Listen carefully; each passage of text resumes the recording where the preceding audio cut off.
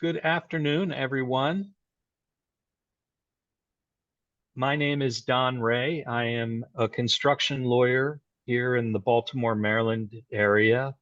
I have been in the trenches with all of you, I'm sure, for the past 30 years, and I am going to present an issue that comes up in just about every litigation in the construction industry, and that is how to handle undocumented change work.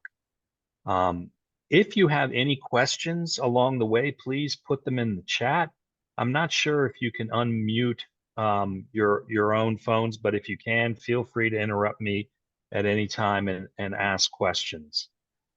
And Don, real quick before you start, I'm sorry. This is Kelsey. Oh, hi, Kelsey. So I'm sorry, I was waiting to get in. I was probably one of the last ones let in, but no, just I'm the chair of Division 1. This is a Division 1 Toolbox Talk. And so Don, thank you for introducing yourself. I'd hoped to do that for you, so I apologize. Okay. But thanks everybody for joining, and please check out our blog, which is the schedule for the rest of the year for our Toolbox Talks. And then if you're a D1 member, I sent out information on the listserv about our activities in Pittsburgh. So please check those out and sign up. Okay, so sorry. Take it away, Don. No worries. Excellent. Thank you, Kelsey. All right. So we're going to start with the basics of the AIA contracts. I'm sure you are all familiar with them. Article 6 has the standard provisions that are used in probably about 85 to 90% of construction contracts out there regarding changes in the work. There are different types of changes, field changes, which are very minor things that typically either result in a minor charge or no charge at all, change directives, and then minor changes in the work. The lines often blur, in my experience, between these types of changes and actual change order work. Article 6 provides with actual change order work that the estimates, first a directive is given by the upstream contractor or the owner, and after which estimates are given, schedule effects are identified, and a PCO, potential change order, is submitted with all the costs. In a perfect world, which never happens on a construction project, commercial construction project, the contractor receives a signed change order and then commences the work. Article 7 of the standard general conditions pretty much mirror all of these conditions. There are also articles on claims, and they vary from AIA agreement to agreement. Often they say that the contractor has 7 days within knowledge that they have a claim or dispute to put that claim in writing. Contractors rarely meet that deadline and often are submitting claims late in the game. So what is this presentation about? It's about those circumstances that happen on every project because the contractor and downstream subcontractors are under constant pressure to meet schedule or exceed it. There is some significant change to the work, a design change, a change resulting most often from an RFI. And the upstream contractor and or owner or construction manager are requesting that the contractor begin the work. And everyone's playing nice in the sandbox and holding hands and saying, don't worry, we'll take care of you, we'll get you paid. I'm sure that you've all dealt with clients who have heard this. Well, they told me that I would get paid. Beware two things in these circumstances. One, contracts that are not AIA or consensus doc forms. The change order process in those contracts, in my experience, is often very not as detailed as it needs to be, and that presents significant problems. Also, very rarely do I see an affirmative acknowledgement of equitable adjustments in those contracts. You should also beware AIA form contracts that have been edited substantially by anyone. Most AIA, but not all, AIA form contracts and consensus contracts will allow for equitable adjustment, and we'll come back to how important that is. The key to dealing with and getting paid for undocumented change order work when you are under pressure rests with the project manager, as do many things when it comes to payment disputes.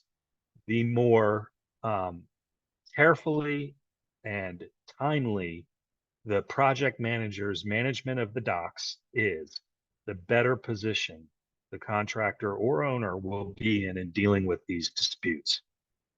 The most typical cause of disputes that I have encountered is the schedule constraint. There are always scheduling pressures in every commercial construction contract.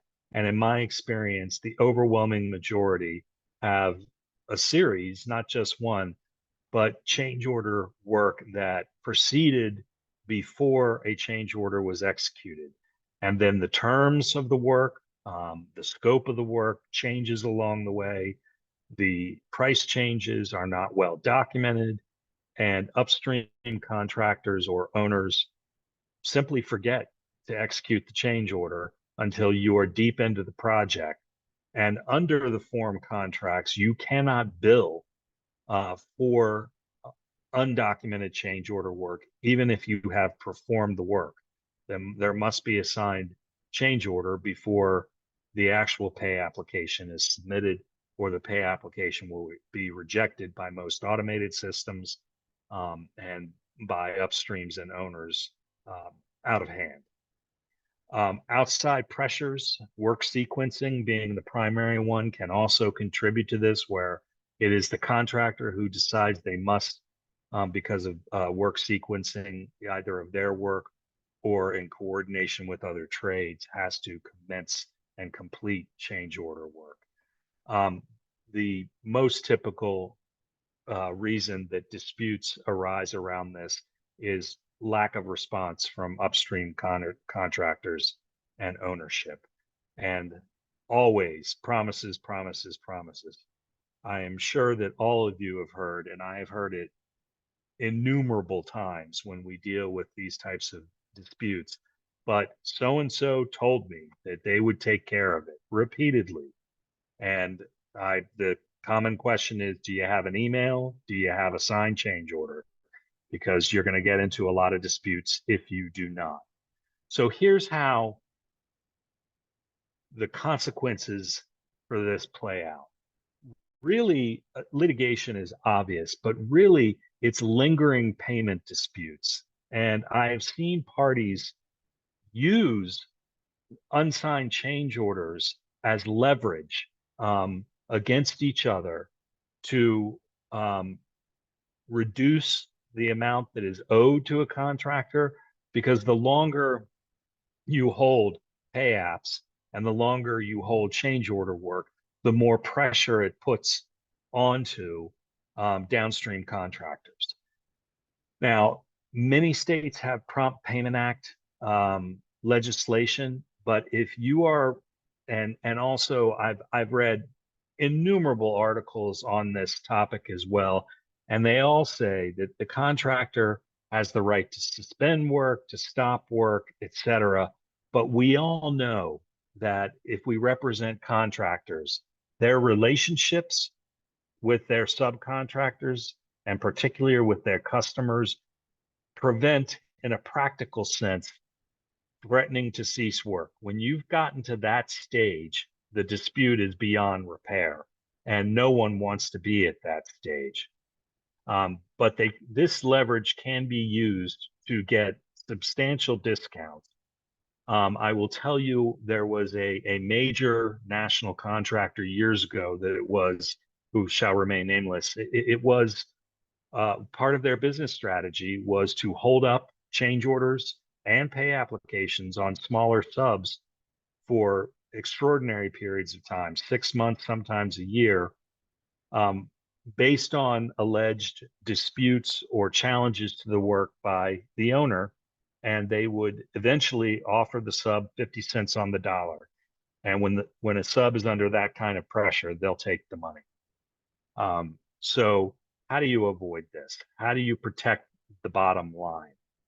The project manager is absolutely critical, and I do brief trainings with project managers for contractors and clients alike. Their papering, his or her papering of the file, is the most important thing to preserving a claim and to getting paid sooner. I call it the vote early and vote often principle. Communicate everything. If you are going to call someone to get a signature on a chore, put it in writing. Make sure you have a confirmatory email.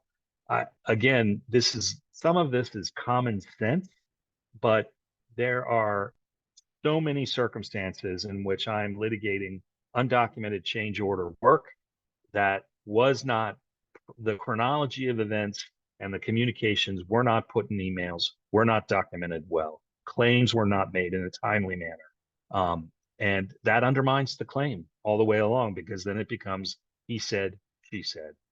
So if a contractor is being directed to commence work without a signed change order, get a commitment from your upstream or from the owner saying we are going to execute the change order. We just need to review it or get it in front of the right person, and then put that commitment in writing with a real short disclaimer at the end that says, if you disagree, contact me immediately. But on your direction and your confirmation that our change order will be executed, we are commencing the work. You should put in your particular system project to on those emails as work progresses. So you have a chronology with your upstream or your owner that is basically saying, you said you would sign it 2 weeks ago. We are now into the work, particularly when you have change order work that is substantial. In a recent case, I had structural steel that had to be reworked in a building to accommodate a very heavy canopy on the front of the building. There was a lot of dispute about whether or not it was the contractor's defective work by misreading the plans, or it was the owner's change. It was clearly determined and agreed that it was the owner's change ultimately, and that the owner would be responsible for the tear out work and the installation of appropriate structural steel for the canopy. None of that was in writing. So the change order was not signed, and the dispute continued. And of course, memories fade, and people believe they did not agree to what they say they agreed to. That became a major dispute in the litigation, and was principally a he said, she said situation. So as you progress with the work, send an email saying, where is our change order? Attach another copy of it. Project managers are often completely overloaded with paperwork, but this type of paperwork saves the bottom line immensely and avoids litigation. Because if I come into the matter as your attorney and I have a good written record, then I'm going to reiterate that written record in a detailed chronological letter and pick up the phone and talk with my opposing counsel about resolving the matter reasonably. When the work is completed, there should be a letter at that point. I recommend the actual letter as opposed to emails, but an email is fine. acknowledging completion of the work, absolutely acknowledging inspection and approval at any level of the work, and that the change order still has not been approved. I recommend at that moment, it is critical to get approval of the work, so the owner or upstream contractor is acknowledging again that they ordered the work was performed, the work has been preliminarily accepted. Because at that point, despite contract provisions, you can bill the change order in your next pay application. And you have got to get that change order into a timely pay application, even if there are provisions in the contract that say you cannot bill until the change order is executed. Because you have a good documentary trail at that point showing that you, the contractor, have done everything reasonably appropriate and in the terms of the contract to comply with your upstream contractor or owner's directives to conduct the work in an appropriate and proper manner, and to get the execution of the change order. At that point, the only thing that stands in the way is on the owner's desk for not signing. Make sure that your documentation is consistent. Do not contradict yourself in documentation. If you can, instruct your project manager to attach the original PCO, attach the written directive, attach the old emails, and just regenerate it each time. Again, some of these things there are time constraints on project managers to do all of this, but the more they can do, the better the claim, the better your circumstances to get it paid. Make sure your confirmations are going to all involved, owners, reps, upstream contractors, architect, engineer, if appropriate. General contractors and construction managers do not want downstream contractors in many circumstances communicating with owners and architects. But if you have relationships there and have communicated with them, then it may be appropriate to include them as well. There's a question in the chat: will the presentation materials be available? Yes, they will. And also, I want to note that I have a brief bibliography of some useful articles and cases on equitable adjustments outside of government contracts and undocumented change order work that may be useful to you. If you send me an email, and I'll give you my contact information at the end of the presentation. I'm in court tomorrow, but I'm happy over the weekend to provide that bibliography to anyone who wants it. So equitable adjustments are key, and the more you document, the better your chances of an equitable adjustment. The objective here clearly is to try and get these matters resolved as soon as possible and without litigation. The better you paper your file, and in circumstances where owners or upstream contractors don't respond in a timely manner, then and if they have not signed a change order and you've been directed to commence the work, 9 times out of 10, they're not going to respond. They see the email, they know they should, but what's the response going to be? It's either going to be, we're rejecting this, at which point you are entitled to cease work because you haven't been directed to do it, which is extraordinarily rare. And that's only circumstances where the work being performed truly defective. Or you're going to get an excuse, which builds your case all the better. So that's key. Once that is done, I have walked into many situations where I can write a cordial, non-aggressive letter saying, here's the chronology of events. Here are the communications that have been had. You owe this change order. It must be approved and paid. At which point too, under certain contract provisions, the interest clock has begun to tick, even though they haven't signed the change order. So while most construction contracts do not have attorney's fees provisions, you can exercise some additional leverage with interest on the work. So those letters and conversations are far more productive to get the change orders paid. All right.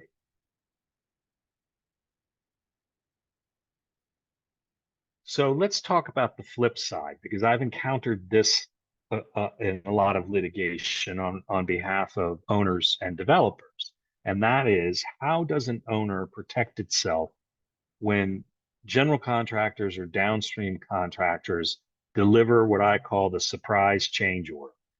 There's been some controversy over work, whether or not it's in scope, and all of a sudden, owner gets a change order for a couple of $100,000 in work, and the battle begins. And then that change order, while it not being signed, is added to the pay application, and then a detail-oriented project manager knows that they have to make a claim, and so they make a claim in writing. I had a matter for a construction management company that went to trial a few years back, where an electrical subcontractor on the project claimed that a great deal of work was not within scope, sent a proposed change order for a couple of $100,000, and then it was immediately followed by a claim supported by an engineering firm's assessment and report. And I did not find out until investigating that the engineering firm was actually affiliated with the contractor. So this was a bit of a program, if you will, to put it nicely, that they engaged in with their GCs and construction managers. Project manager attentiveness to these situations is key. It becomes a dispute and litigation ensues when the change order is ignored. And 9 times out of 10, I can tell you, I've dealt with it many times. The project manager for the upstream or for the owner or for the developer simply doesn't respond to the change order. Well, it wasn't a valid change order, so I wasn't going to sign it, so I just didn't respond to it. Some attorneys would advise that that's a good practice. I do not. I think that you must reject the change order in a timely fashion. And I can't tell you how often that just doesn't happen. And you've got these series of change orders that add up out there that nobody thinks on the upstream side are legitimate, but they don't say anything about it. Then comes the claim for equitable adjustments, and those claims can be successful. So you've got to reject the change order as soon as possible in a timely fashion under the terms of the contract. If you have the time and inclination, put some meat on the bone as to why you're rejecting it. We are in a dispute. We believe it is within the scope of drawings. Recite the drawing pages and tell them why. If you don't, then you can follow up with that letter, but send a simple letter saying this change order is rejected for reasons discussed in conferences over the issue. But some rejection in writing is appropriate to preserve your interests. Do not ignore unapproved change orders. That basically concludes my presentation. We have a few minutes left. If anyone has any questions, please put them in the chat or ask. I'm happy to answer them. And my email is on your screen. If you would like a copy of the bibliography, please shoot me an email. Just put bibliography in the title. You don't even put text in, and I will send you a copy of it. Kelsey, thank you very much for inviting me today. It was my pleasure. Thanks so much, Don. It was a pleasure to have you. I want to make sure that there's nothing in the chat. Yeah, so I'll get the PowerPoint from you and we'll get that posted. The recording will be posted on our blog if anybody wants to go watch it again later or refer to a friend. But this was great, Don. Thank you so much. Thank you. All right. Have a Okay, great day, everybody. great. Same to you.